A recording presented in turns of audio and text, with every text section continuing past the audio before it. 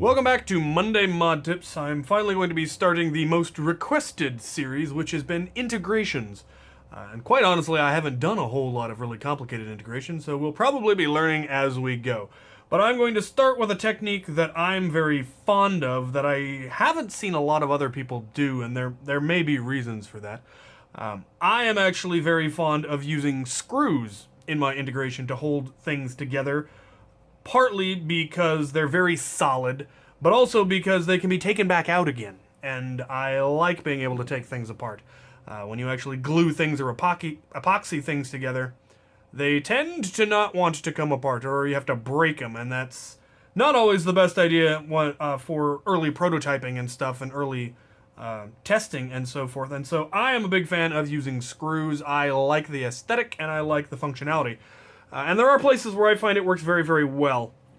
So what we're going to be doing is connecting these two random pieces of scrap that were in the garbage bin, and we're just going to be attaching them right onto the end there. And the reason I'm going to be using the technique that I'm going to show you is because there isn't much else to hold them together. You could glue them just with super glue, but that's a very dubious connection in my opinion. It's unlikely to hold through a lot of stress.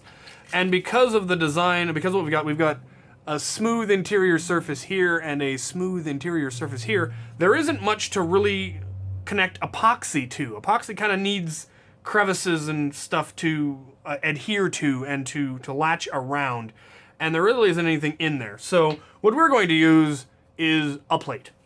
And we're going to connect that plate on the inside of both of the shells, and that will be the anchor point that we will then use. You could do this. This works better, works with glue as well. You can just glue the plate in there. But I'm going to use screws in addition to glue because I like using screws. So we're going to start by using our Gorilla Super Glue, which I found works very, very well on Nerf shells.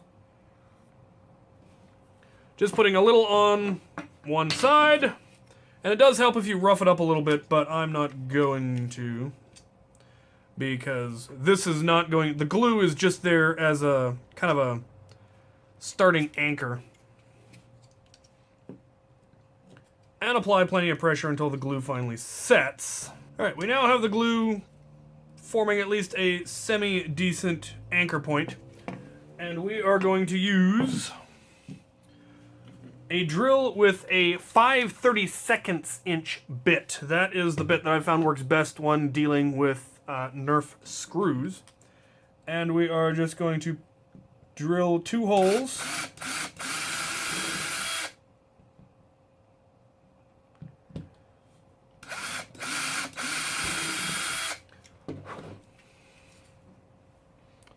And then we are going to use just standard Nerf screws. I have a whole bin of them that I have salvaged from various blasters, which is something I highly recommend. Anytime you cut a blaster up and scrap it for parts, keep every single screw, because you never know when you're going to need them.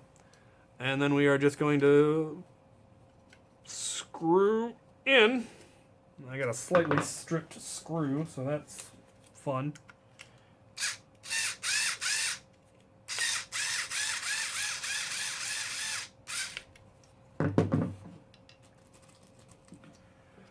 And if you feel like you need to cut the screws short, you can do so with a side cutters or bolt cutters.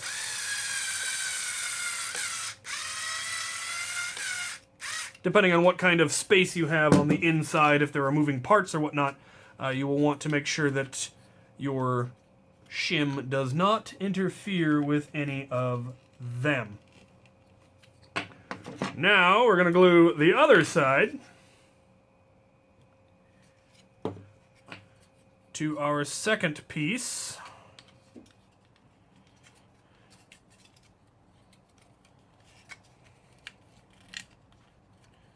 And again, apply pressure until the super glue sets. And then we drill a hole.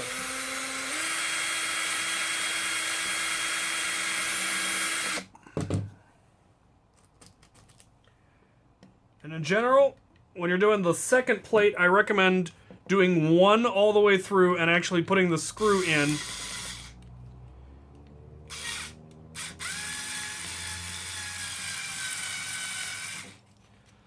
so that it then doesn't wander around when you go to do the next ones. Now that we have it solidly anchored, we can drill the second one.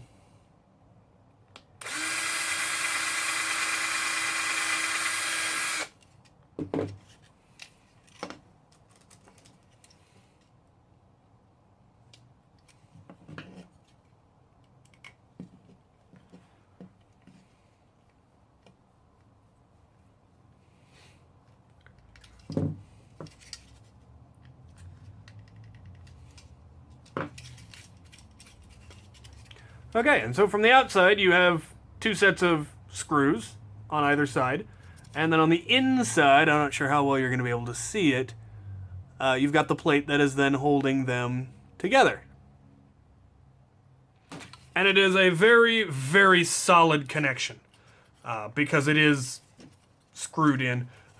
If the glue does hold, you then have that additional attachment, and it's not something that's going to very less likely to have your epoxy crack or your super glue give loose.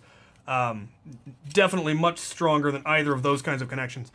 If you like a really, really smooth integration, you don't want anyone to be able to see where things were connected, then obviously this is not going to be the one for you. But like I said, I like having extra screws because you can paint them in another color and give it a little more accent, or it allows you to take the integration apart. Some of the integrations I've done, the only way you could get it together was that you had to be able to take shells that had been integrated together apart to be able to get some of the internal rods and stuff that I'd run for like triggers and so forth.